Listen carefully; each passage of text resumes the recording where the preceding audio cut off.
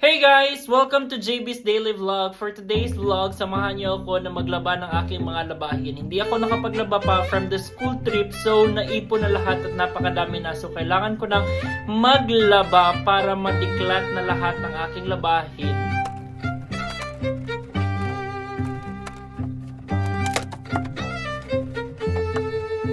Na ako magbalik ng aking mga damit para malaban ng ayos yung sa labas at saka natanggal ko na rin yung mga punda ng unan at yung cover ng aking kama.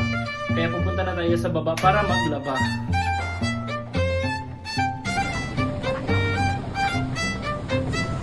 Ito ng aking labahin at yun ay worth 70 baht kapag mag-washing ka at 50 baht worth kapag mag-dryer ka na. So lahat ay 120. Nakabili na naman din ako ng detergent or softener, so 120 baht lang ang gastos ko.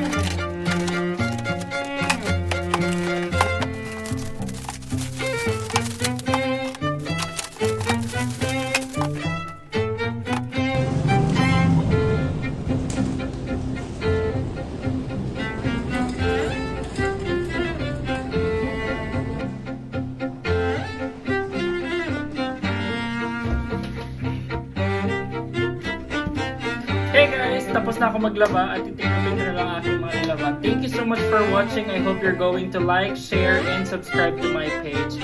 See you again soon!